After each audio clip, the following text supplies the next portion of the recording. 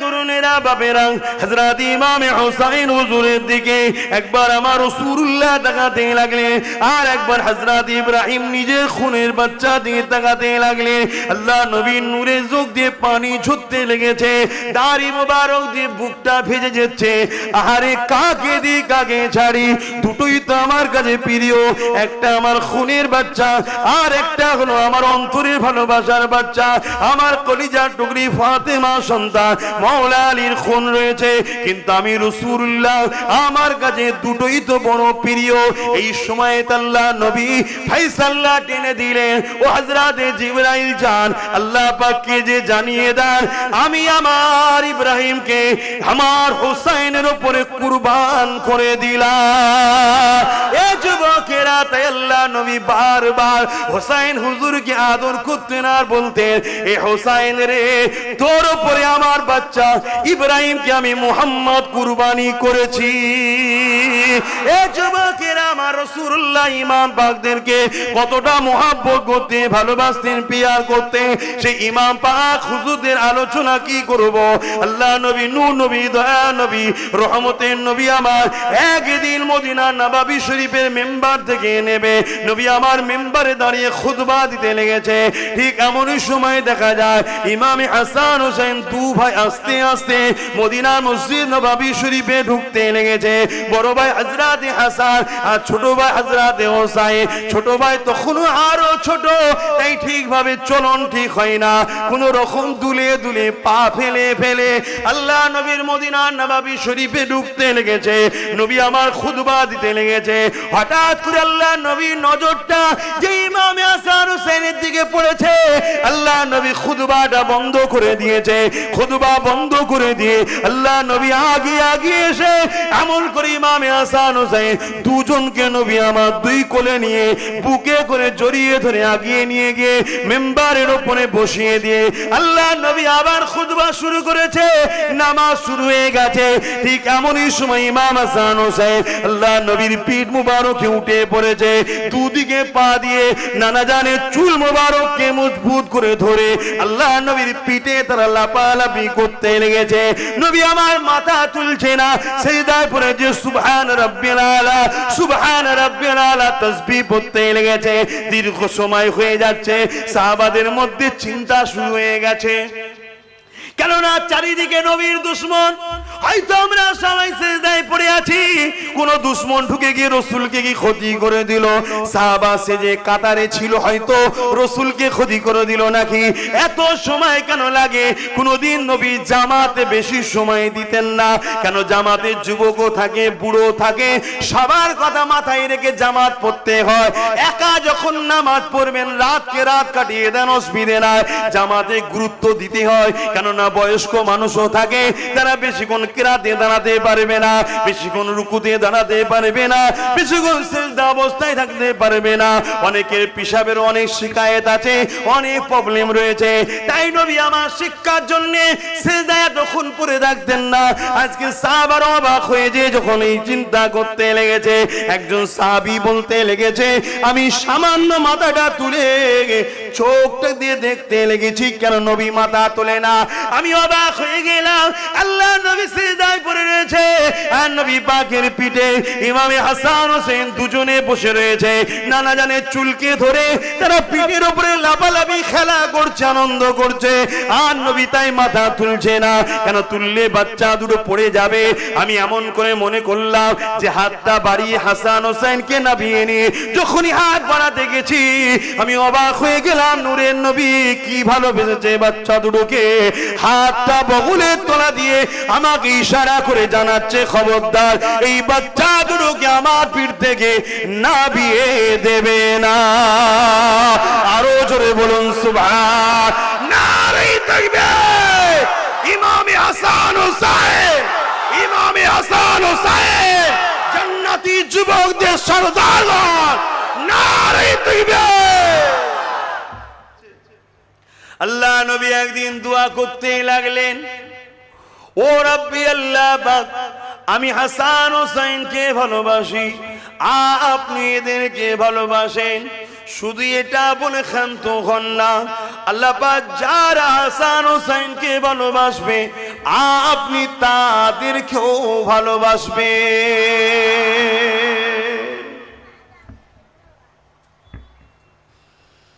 এ নওজওয়ানেরা, আমাদের লিডার, আমাদের জান্নাতি যুবকদের সরদার হযরত ইমাম হাসান হুসাইন কেমন ছিলেন?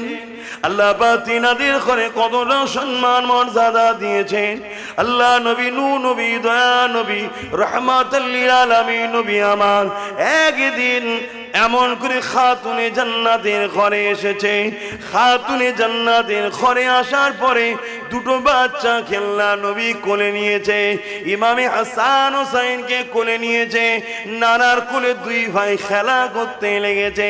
হঠাৎ করে আল্লাহ নবী তাদের দুজনকে কোল থেকে নামিয়ে বললেন, এ হযরত হাসান, এ হযরত হুসাইন, তোমরা দু ভাই একটু কুস্তি লড়ো, কে যেতে দেখবো, কুস্তি লড়ো। আল্লাহ নবী এমন করে দুই ভাইকে কুস্তি লাগাচ্ছেন, দুজনে কুস্তি লাগছে। হযরতে খাতুনে জান্নাত বলেন, আমি তখন রান্নার কাজে ব্যস্ত ছিলাম, আমি পর্দাটাকে সরিয়ে দেখতে লাগলাম আব্বা জান এমন করে দুই ভাইকে কুস্তি লাগিয়েছে।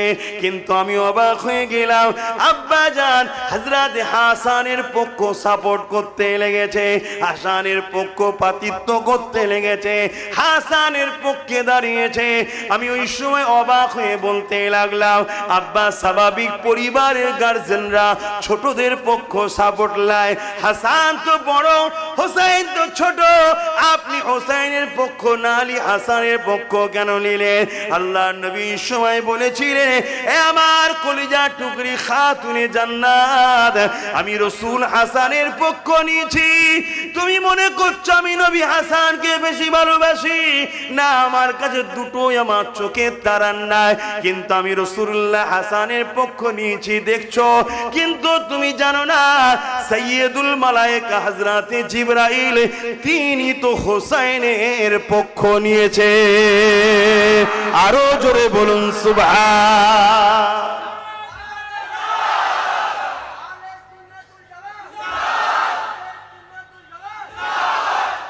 এই যে হুজুরের কথা শুনলেন, ইমাম হাসান পাক, হোসাইন পাক হুজুরের কথা শুনলেন, শুনে কি বুঝলেন? যে রাসূলুল্লাহ হযরতে হাসান হুজুরের পক্ষে, হযরতে জিবরাইল আলাইহিস সালাম হোসাইন হুজুরের পক্ষে। সমস্ত নবীদের সরদার ইমামুল আম্বিয়া তিনি হযরতে হাসানের পক্ষে, আর ইমামুল মালাইকা তিনি হোসাইনের পক্ষে। যে দুটো বাচ্চাকে ছোটবেলা থেকে সমস্ত নবীদের সর্দার লালন পালন করে, সমস্ত ফারিস্তাদের সর্দার লালন পালন করে, এইটা শোনার পরে আমাদের মনটা একটা খুশি আনন্দ হয়েছে না হয়নি? এটা ঈমানের বৈশিষ্ট্য। এটা কি? তার মানে এতটুকু শিওর হয়ে থাকেন আপনাদের ঈমান, বলুন ঈমান আলহামদুলিল্লাহ আছে, বলুন সুবহানাল্লাহ। আর এটা শোনার পরে কারো দিলে যদি মনে হয় আরে এ থেকে দিন কি বুঝবো, তোমার দাড়িটা আছে, ওই দাড়ি হলো শিখ পাঞ্জাবিদের সমতুল্য হয়ে যাচ্ছে। তোমার টুপিটা আছে, ওই টুপি রাইসুল মুনাফিক আব্দুল্লাহ ইবনে উবাই বা আজকালকার আমাদেরকে ধোঁকা দিবার জন্য একদল নেতারা টুপি পরে, ওদের মতো টুপি আছে। কথা বুঝছেন না, বোঝেন না? তোমার নামাজ আছে, ওই নামাজ 7 কোটি বছর ইবলিস পড়েছিল, ইবলিস মার্কা নামাজ আছে, তোমার ঈমান নাই। আমার কথা বুঝছেন না, বোঝেন না? নিবার হন নিন, না নিবার হন না নিন। আমি কাউকে জোর করে খাওয়াতে এসিনি, কারণ ইসলাম ওই ফুটপাতে পড়ে থাকা জামা কাপড় বিক্রি করার জিনিস নয়, যে জোর করে গুজে দিবার জিনিস। ইসলাম এমন একটা ব্যান্ড, যে নিয়েছে সে দুনিয়া আখেরাতের কামিয়াবি পেয়েছে, আর যে নেয়নি দুনিয়া তো জিল্লাত, আখেরাতে তো আযাবের শেষ নাই। আসেন আমার ইমাম পাকের আলোচনা করি। এ নওজওয়ানেরা, হযরত ইমাম হুসাইন, হযরত ইমাম হাসান দুই ভাই একদিন হাতে লিখা করেছে। এখন আমরা বাচ্চাদেরকে সিলেটে লিখাই বা খাতাতে লিখাই, তখনকার সময়ে পাথরে বা চামড়ার উপরে লিখা হতো। যাক, যে কোনো বিষয়ে, যে কোনো জিনিসের উপরে দু ভাই কিছু লিখেছে। মায়ের কাছে নিয়ে এসে বলে, আম্মা কার লিকাটা বেশি সুন্দর হয়েছে? স্বাভাবিক আমাদের বাচ্চারাও করে, কিন্তু খাতুনে জান্নাত দেখছে বাচ্চা তো আল্লাহর নবীর পিয়ারা বাচ্চা, যদি আমি কারো একটা পক্ষ লি আর একটার মনে দুঃখ হয়ে যাবে, ঠিক? তাই খাতুনে জান্নাত বললেন, যাও তোমার আব্বা মওলা আলীর কাছে চলে যাও, হযরতে আলী এর সমাধান করবে। নিজের থেকে ঠেলে দিলেন। হযরতে আলীর কাছে দুজন ভাই চলে গেল, ছোট ছোট, আব্বা জান কার হাতের লিখা ভালো? হযরতে মওলা আলীকে, যিনি এলেমের দরজা, জোরে বলুন সুবহানাল্লাহ, এক মুহূর্তে হাজারো সমস্যার সমাধান করে দিতেন, তিনিও বাচ্চা দুটোর মুখের দিকে চেয়ে বলছেন, না এই দুটো বাচ্চার মধ্যে কার পক্ষ নেব? আর একজন কষ্ট পাবে, এটা আলীর দ্বারা সম্ভব নয়। তাই বললেন, তোমাদের এই সমস্যাটা তোমাদের নানার কাছেই সুবিধা হবে, নানার কাছে যাও। রাসূলুল্লাহর কাছে পাঠিয়ে দিলেন। কি গো শুনছেন? মনের মধ্যে একটা ভালো আনন্দ লাগছে কি? যার যার লাগছে এতটুকু নিশ্চিন্তা, পাপী হতে পারেন, বেঈমান কিন্তু এখন হননি। 100% বলে যাচ্ছি, সেদিনও ছিলাম, আজও আছি, যতদিন বাঁচবো। সেদিনও একদল মুনাফেক আমার পিছনে লেগেছিল, আজও আছে, যতদিন বাঁচবো আমার পিছনে একদল থাকবে। কথা বুঝে আসছে না? নাই, কিন্তু দম নাই আমাকে ভুল প্রমাণ করে দিবার। কথা বুঝতে পারছেন? এ দম নাই। তো আপনারা যদি বিশ্বাস করেন আমার কথাটাকে, দিলে জায়গা দেন, দিলে জায়গা দেন, দিলে জায়গা দেন। তো রাসূলুল্লাহ দরবারে চলে গেলেন, আর আল্লাহর নবী হাসান হোসেনকে এত ভালোবাসতেন, যত জটিল সমস্যা থাকে না কত, যত জরুরি কথা থাকে না কেন, ফেরেশতা এসুক আর যেই এসুক, হাসান হোসেনকে যদি একবার নবী দেখতেন, সব কিছু কাজ রুকে দিয়ে দুজনকে কোলে করে নিয়ে আগে তাদেরকে আদর করতেন, তাদের কথা শুনতেন, তারা খুশি হয়ে চলে যেত, তারপরে দ্বিতীয় কাজে কাজ দিতেন। জোরে বলুন সুবহানাল্লাহ, আরো জোরে বলবেন না? ভেবে দেখুন, নবীর পিয়ারা, নবীর ভালোবাসা, কতটা ভালোবাসা। আল্লাহ নবী একদিন বসে আছেন, আল্লাহ নবীর এক কোলেতে হযরতে মুহাম্মদ জাদ ইব্রাহিম বসে আছে। ইনি কে? আমার রাসূলুল্লাহ নিজের খুনের সন্তান। আর এক কোলে হযরতে ইমামে হুসাইন বসে আছে। ইনি কে? আমার হযরতে মাওলা আলী হুজুরের খুনের সন্তান। হঠাৎ করে জিবরাইল সাল্লাল্লাহু চলে আসলেন, আসসালাতু ওয়াসসালামু আলাইকা ইয়া রাসূলুল্লাহ হাবিবাল্লাহ। আল্লাহ পাকের মানসা এটা, আল্লাহ পাকের ইচ্ছা এটা, দুটোর মধ্যে একটাকে আপনি রাখতে পারবেন, দুজনকে একসাথে রাখতে পারবেন না। ইয়া রাসূলুল্লাহ হাবিবাল্লাহ, দুজনের মধ্যে থেকে আপনি কাকে রাখবেন, কাকে আল্লাহর রাহে কুরবান করবেন? এ যুবকেরা, তরুণেরা, বাপেরা, খুব মন দিয়ে বোঝেন, আল্লাহ যদি আমার নবীকে পরীক্ষা নেয়, তোমাকে আমাকে নেবে না, এটা কি হতে পারে? নেবে না, নেবে না? রিসেন্ট পরীক্ষা হাজারো চলছে। এ যুবকেরা, তরুণেরা, বাপেরা, হযরত ইমাম হুসাইন হুজুরের দিকে একবার আমার রাসূলুল্লাহ তাকাতে লাগলেন, আর একবার হযরত ইব্রাহিম নিজের খুনের বাচ্চা দিয়ে তাকাতে লাগলেন। আল্লাহ নবীর নূরের চোখ দিয়ে পানি ঝরতে লেগেছে, দাড়ি মোবারক দিয়ে বুকটা ভেজে যাচ্ছে। আহারে, কাকে দি কাকে ছাড়ি? দুটোই তো আমার কাছে প্রিয়, একটা আমার খুনের বাচ্চা, আর একটা হলো আমার অন্তরের ভালোবাসার বাচ্চা, আমার কলিজার টুকরি ফাতেমা সন্তান মাওলা আলীর খুন রয়েছে। কিন্তু আমি রাসূলুল্লাহ, আমার কাছে দুটোই তো বড় প্রিয়। এই সময় আল্লাহ নবী ফায়সালা টেনে দিলেন, ও হযরতে জিবরাইল যান, আল্লাহ পাককে যে জানিয়ে দেন, আমি আমার ইব্রাহিমকে আমার হোসাইনের উপরে কুরবান করে দিলাম। এ যুবকেরা, তাই আল্লাহ নবী বারবার হোসাইন হুজুরকে আদর করতেন আর বলতেন, এ হোসাইন রে, তোর উপরে আমার বাচ্চা ইব্রাহিমকে আমি মুহাম্মদ কুরবানি করেছি। এ যুবকেরা, আমার রাসূলুল্লাহ ইমাম পাকদেরকে কতটা মুহাব্বত করতে, ভালোবাসতেন, পিয়ার করতে। সেই ইমাম পাক হুজুরদের আলোচনা কি করব। আল্লাহ নবী, নূর নবী, দয়া নবী, রহমতের নবী আমার একদিন মদিনা নববী শরীফের মেম্বার থেকে নেবে নবী আমার মেম্বারে দাঁড়িয়ে খুতবা দিতে লেগেছে। ঠিক এমনই সময় দেখা যায় ইমাম হাসান হোসেন দু ভাই আস্তে আস্তে মদিনা মসজিদ নববী শরীফে ঢুকতে লেগেছে। বড় ভাই হযরত হাসান আর ছোট ভাই হযরত হোসাইন। ছোট ভাই তখনও আরো ছোট, তাই ঠিকভাবে চলন ঠিক হয় না, কোন রকম দুলে দুলে পা ফেলে ফেলে আল্লাহ নবীর মদিনা নববী শরীফে ঢুকতে লেগেছে। নবী আমার খুতবা দিতে লেগেছে। হঠাৎ করে আল্লাহ নবীর নজরটা যে ইমাম হাসান হোসেনের দিকে পড়েছে, আল্লাহ নবী খুতবাটা বন্ধ করে দিয়েছে। খুতবা বন্ধ করে দিয়ে আল্লাহ নবী আগে এসে এমন করে ইমাম হাসান হোসেন দুজনকে নবী আমার দুই কোলে নিয়ে বুকে করে জড়িয়ে ধরে আগিয়ে নিয়ে গিয়ে মেম্বারের উপরে বসিয়ে দিয়ে আল্লাহ নবী আবার খুতবা শুরু করেছে। নামাজ শুরু হয়ে গেছে। ঠিক এমনই সময় ইমাম হাসান হোসেন আল্লাহ নবীর পিঠ মুবারকে উঠে পড়েছে। দুদিকে পা দিয়ে নানা জানে চুল মুবারককে মজবুত করে ধরে আল্লাহ নবীর পিঠে তারা লাপালাপি করতে লেগেছে। নবী আমার মাথা তুলছে না, সিজদায় পড়ে যে সুবহান রাব্বিল আলা, সুবহান রাব্বিল আলা তাসবিহ পড়তে লেগেছে। দীর্ঘ সময় হয়ে যাচ্ছে, সাহাবাদের মধ্যে চিন্তা শুরু হয়ে গেছে। কেননা চারিদিকে নবীর দুশমন। হয়তো আমরা সবাই সিজদায় পড়ে আছি, কোন দুশমন ঢুকে গিয়ে রাসূলকে কি ক্ষতি করে দিল। সাহাবা সে যে কাতারে ছিল, হয়তো রাসূলকে ক্ষতি করে দিল নাকি। এত সময় কেন লাগে? কোনদিন নবী জামাতে বেশি সময় দিতেন না। কেন? জামাতে যুবকও থাকে, বুড়ো থাকে, সবার কথা মাথায় রেখে জামাত পড়তে হয়। একা যখন নামাজ পড়বেন, রাতকে রাত কাটিয়ে দেন, অসুবিধে নাই।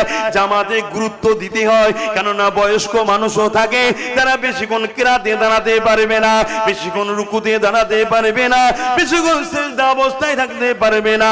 অনেকের পেশাবের অনেক শিকায়েত আছে, অনেক প্রবলেম রয়েছে। তাই নবী আমার শিক্ষার জন্য সিজদায় তখন পড়ে থাকতেন না। আজকে সাহাবারা অবাক হয়ে যে যখন এই চিন্তা করতে লেগেছে, একজন সাহাবী বলতে লেগেছে, আমি সামান্য মাথাটা তুলে চোখটা দিয়ে দেখতে লেগেছি, কেন নবী মাথা তোলে না। আমি অবাক হয়ে গেলাম। আল্লাহ নবী সিজদায় পড়ে রয়েছে, আর নবী পাকের পিঠে ইমাম হাসান হোসেন দুজনে বসে রয়েছে। নানা জানে চুলকে ধরে তারা পিঠের উপরে লাফালাফি খেলা করছে, আনন্দ করছে। আর নবী তাই মাথা তুলছে না। কেন? তুললে বাচ্চা দুটো পড়ে যাবে। আমি এমন করে মনে করলাম যে হাতটা বাড়িয়ে হাসান হোসেনকে নামিয়ে নিয়ে যখনই হাত বাড়াতে গেছি, আমি অবাক হয়ে গেলাম। নূরের নবী কি ভালোবেসেছে বাচ্চা দুটোকে।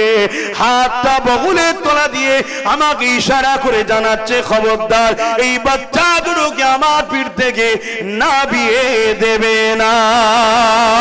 আরো জোরে বলুন সুবহান। নারে তাকবীর। ইমামে হাসান হোসেন, ইমামে হাসান হোসেন জান্নাতি যুবকদের সরদার। নারে তাকবীর।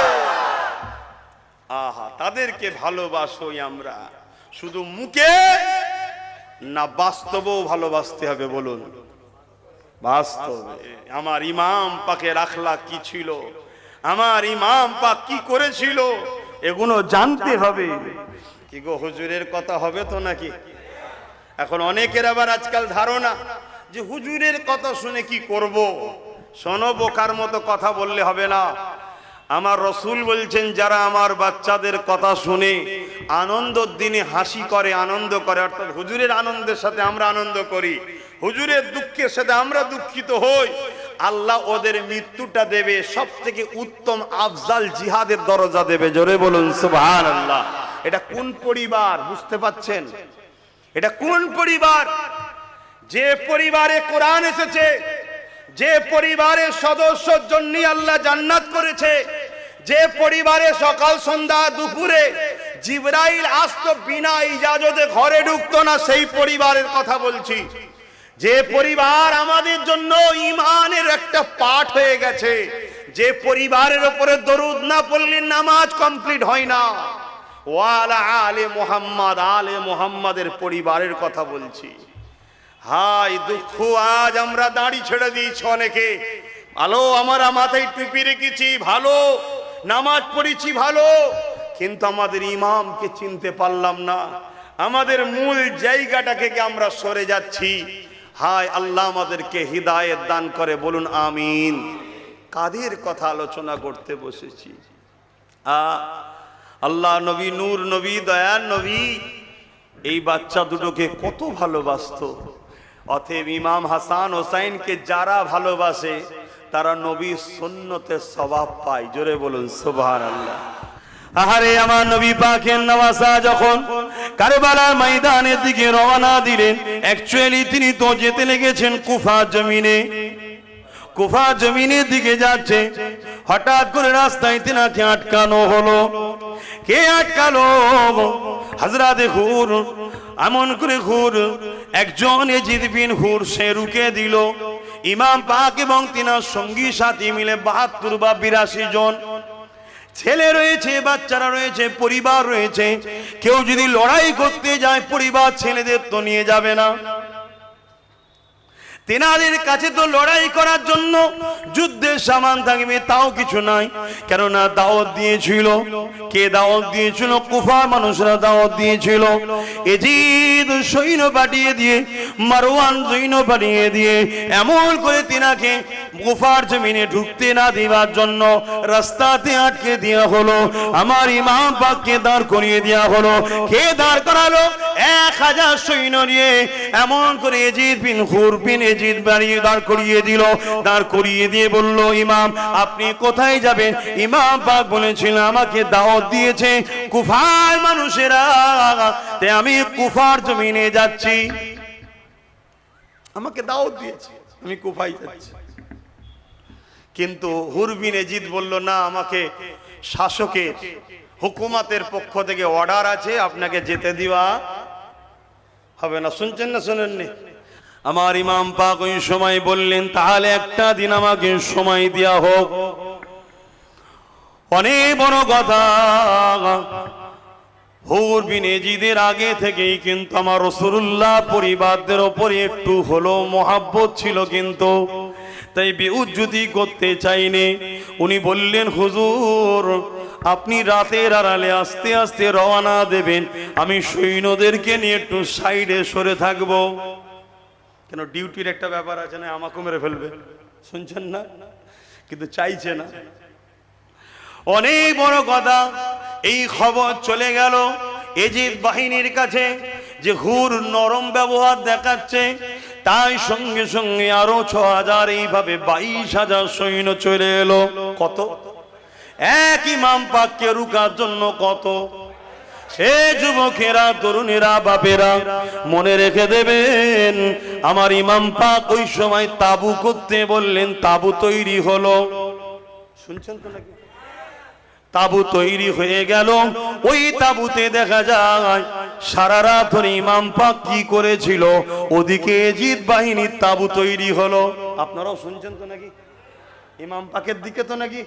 তাহলে ইমাম পাকে যদি হন তাহলে ইমামের খানদানের দিকে থাকবেন না? সারা রাত ধরে ইমাম পাক তাবুর মধ্যে নামাজ পড়েছেন, কোরআন তেলাওয়াত করেছেন, দুয়ার মধ্যে কাটিয়েছেন। আর ওদিকে এজিদ বাহিনীতে কি হয়েছে? ইতিহাস কি বলে? ইতিহাস শিক্ষা দেয় তো নাকি? বলো বলো, ইতিহাস কি বলে? বাস্তবের সঙ্গে মিলাতে হবে। আজকেও কি হচ্ছে দেখুন। আর ওদিকে এজিদ বাহিনীতে সারা রাত নারী নিয়ে নাচ হয়েছে, মদ শরাবের আড্ডা হয়েছে, গান তৎকালীন সময় যে সিস্টেমে ছিল ভাড়া করে নিয়ে এসে আনন্দ ফুর্তি করা হয়েছে। পরের দিন লড়াই শুরু হয়ে গেল, হক আর নাহকের লড়াই। কিন্তু জুম্মার দিন ছিল, ইমাম পাক খুতবা দিতে লেগেছে। ওই খুতবাতে ইমাম পাক বক্তব্য দিতে লেগেছে। ওই বক্তব্যই হাজারো এজিদি বসেছিল। শোনেন মন দিয়ে, আজ আমরাও যখন হজ করি আমাদের বক্তব্য হাজারো এজিদি বসে থাকে। থাকে না? থাকে না? এই সবাই হোসাইনি আছে নাকি? সেদিনও ছিল নাকি? কিন্তু সেদিনও হোসাইনি ছিল, আর হাজারো এজিদিও ছিল। হোসাইন পাক হজ করে বলে, তোমরা আমায় চেনো না, তোমরা কার বিরুদ্ধে তরোয়াল ধরেছো? আমার নানা হলো সাইয়্যিদুল মুরসালিন রাহমাতাল লিল আলামিন আখিরি নবী, জিনার কলেমা তোমরা পড়ো। সেই নানার পিঠে উঠে ঘুরিয়েছি, সেই নানার কাঁধে ঘুরিয়েছি, সেই নানার ঠোঁট মোবারককে চুষে বড় হয়েছে, সেই নানার চাদরের মধ্যে করে নি নানা ঘুরিয়ে রাখতো। সেই নানা বলেছে যে হোসাইনকে ভালোবাসে, আল্লাহ তুমি তাকে ভালোবাসো। যে হোসাইনের সঙ্গে দুশ্মনী করে, আল্লাহ তুমি তাকে থেকে মুখ ফিরিয়ে নাও। তোমরা কি তার বিরুদ্ধে তরোয়াল ধরেছো সামান্য জায়গা ক্ষমতা পাওয়ার জন্য, অর্থ পাওয়ার জন্য? এইভাবে হোসাইন বক্তব্য দিচ্ছে, সবাই শুনছে, কিন্তু সবার মধ্যে তাসির হলো না, কেউ পরিবর্তন হলো না। একজন পরিবর্তন হলো, যিনি হলো হযরতে হুর, যিনি প্রথম হোসাইনকে রুকেছিল, তিনি পরিবর্তন হয়ে গেলেন। তিনি ওই দিক থেকে ছেড়ে হোসাইনের দিকে আসলেন, এসে হোসাইনের কদমে পড়লেন, হুজুর আমাকে ক্ষমা করে দেন, আল্লাহ আমাকে দেখিয়েছে ওদিকে জাহান্নাম রয়েছে, আপনার দিকে জান্নাত রয়েছে, আমি সর্বপ্রথম আপনাকে রুকেছিলাম, আমাকে ক্ষমা করে দেন হুজুর, আমাকে ক্ষমা করে দেন, মাফ করে দেন। হুজুর মাফ করে দিলেন, হুজুরের হয়ে লড়াই করতে লাগলো। 180-র উপরে এজিদি কুত্তাকে জাহান্নামে পাঠিয়ে দিয়ে হুজুর আল্লাহর জান্নাতি হয়ে গেলে।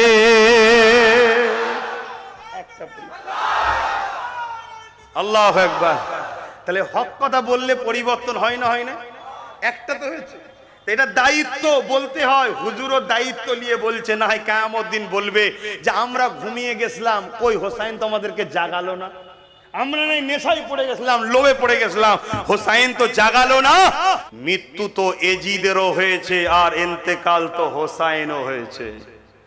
এজিদ ইমাম পাককে শহীদ করার পর 3 বছর 4 বছর খুব বেশি ক্ষমতায় টিকে ছিল। এই 4 বছর ওর কি অবস্থা হয়েছিল সেই ইতিহাস আপনারা জানেন কি জানি না। খোদা এমন বিমার দিয়েছিল যে বিমারে সর্বসময় ছটফট করেছে, যা কিছু খায় ভেতরে শুধু জ্বলন হয়, জ্বলন জ্বলন, ওই জ্বলনে ছটফট করতে লেগেছে। তার প্রজারা তাকে, তার মন্ত্রীরা, তার যারা আমলা ছিল, এজিদ যাতে এই কষ্ট থেকে একটু ভুলে থাকতে পারে, তাই এজিদকে বিভিন্ন জায়গায় ভ্রমণে নিয়ে যাওয়া হতো, সুন্দরী সুন্দরী প্রতিদিন নতুন নতুন নারী দেওয়া হতো। তথাপি এজিদের জ্বালা যন্ত্রণা এজিদ সহ্য করতে পারত না। এত জুলুম অত্যাচারের শাস্তি তো দুনিয়ায় হলো, আজকে সেই এজিদকে আল্লাহ জাহান্নামের কুকুর বানিয়ে জাহান্নামে রেখেছে। কারো সন্দেহ আছে? কারো সন্দেহ আছে? নতুন করে একদল নামাজি, দাড়িওয়ালা, টুপিওয়ালা, পাগড়িওয়ালা এজিদকে বাঁচাবার চেষ্টা করছে। জানবেন ওরাও জাহান্নামের কুত্তা ছাড়া আর কিচ্ছু হবে না। এই কুত্তা ভাষাটা কি খারাপ লাগছে নাকি? এর চেয়ে ভালো কি শব্দ আছে ভাই আমার কাছে জানা নেই। এটাই আমার কাছে সব থেকে উত্তম শব্দ ওদের জন্য। তাই আমি বলছি, কথা বুঝে আসছে? মনে রাখবেন, আজকেও কিছু মানুষ চক্রান্ত করছে, এজিদকে বাঁচাবার চেষ্টা করছে। তাই আজও বলে যায়, সেদিনও আহলে রসুলদের উপরে জুলুম হয়েছে, আজও আহলে রসুলদের উপরে জুলুম হবে, এটা স্বাভাবিক। তবে মনে রাখবেন, আহলে রসুলদের কাজ দ্বীন ইসলামকে জিন্দা রাখা।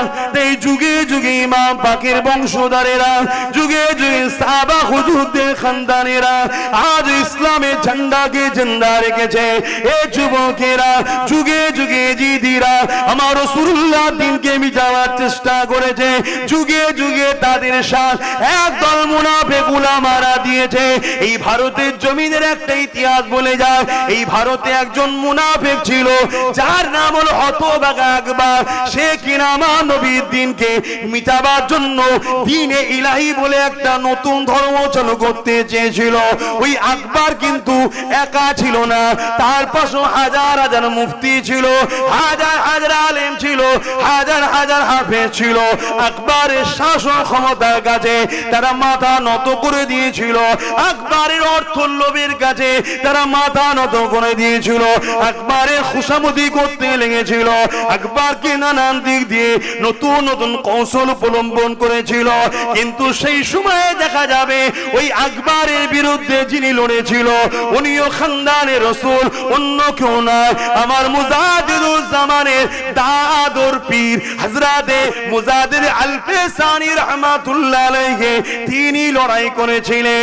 সেই লড়াইতে দেখা যায় মুজাদ্দিদ আল-ফিসানির দিকে গুটি কত মানুষ ছিল। আর হতভাগা আকবরের কাছে শাসন ক্ষমতা ছিল, তাই তার ডকে হাজারো মুফতি গেছে, তার দিকে হাজারো আলিম গেছে, তার দিকে হাজারো হাফেজ গেছে, তার দিকে হাজারো ইমাম গেছে, কিন্তু মুজাদ্দিদ আল পেশানির দিকে গুটি কত ইমানদার রয়েছে। কিন্তু আমার আল্লাহ কোন দিকে, এটাই হলো জানার বিষয়। যদি আল্লাহ পাক দ্বীনে মুহাম্মাদি ছেড়ে দিয়ে দ্বীনে ইলাহিকে সাপোর্ট করে, তাহলে আপনি বলতে পারেন হতভাগা আকবরের দিকে আল্লাহ ছিল। নাউযুবিল্লাহ মিন জালে, হতভাগা আকবরের দিকে আল্লাহ নয়, আকবর তো দ্বীনে মুহাম্মাদির দিকে ছিল, তাই মুজাদ্দিদ আল পেশানির দিকে ছিল। হযরতে মুজাদ্দিদ আল পেশানি দোয়া করতে লাগলেন, আল্লাহ পাকের আযাব শুরু হয়ে গেল। ওই আযাবেতে হতভাগা আকবরও ধ্বংস হলো, তার পক্ষে যত হাজারো মুফতি আলেম ছিল তারাও ধ্বংস হয়ে আজ জাহান্নামের কুত্তা তৈরি হলো। এই যুবকেরা তাই বলে দিয়ে যায়, এই দুনিয়ায় সবাইকে মরতে হবে। তুমি রহমানের দিকে থাকলেও মরবে, শয়তানের দিকেও থাকলে মরবে, হুসাইনের দিকেও থাকলে মরবে, ইজিদের দিকেও থাকলে মরবে। কিন্তু তোমার আখিরাতটা কোথায় হবে?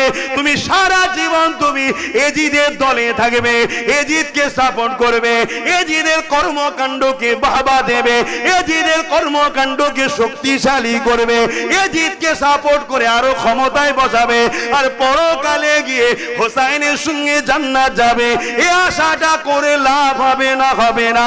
তাই সেদিন মুজাদ্দিদ আল পেশানি আমল করে আমার রাসূলুল্লাহ দিকে ছিল, হোসাইনের দিকে ছিল, হতভাগা আকবর এজিদের দিকে ছিল, সে বরবাদ হয়ে গেছে। আজও চোখের সামনে আমরা দেখতে পাচ্ছি দুটো দিক হয়ে গেছে, একটা এজিদের দিক, একটা হোসাইনি দিক। এজিদের দিকে যদি তোমরা থাকো তাহলে বরবাদ হয়ে যাবে, হোসাইনের দিকে যদি থাকো দুনিয়ায় জুলুম হবে। কারণ এজিদের হাতে ক্ষমতা থাকে, এজিদ প্রশাসন দিয়ে তোমায় জুলুম করবে, এজিদ শাসকের ক্ষমতা নিয়ে তোমার উপরে অত্যাচার করবে, তোমার কাজকে বন্ধ করে দেবে, তোমায় মিথ্যা কেস দেবে, তোমাকে শুলিতে চড়াবে, তোমাকে ফাঁসিতে চড়াবে, তোমাকে অনেক কষ্ট দেবে। মনে রেখে দেবে, যেটাই তোমার উপরে হোক না কেন, তোমার আল্লাহ পক্ষ থেকে এটা পরীক্ষা শুধুমাত্র। এই পরীক্ষায় তুমি যদি ধৈর্যের সাথে কামিয়াবি হতে পারো, কোনো চিন্তা নাই, তুমি হোসাইন পাকের সঙ্গে জান্নাতি হয়ে যাবে। আরো জোরে বলুন সুবহান।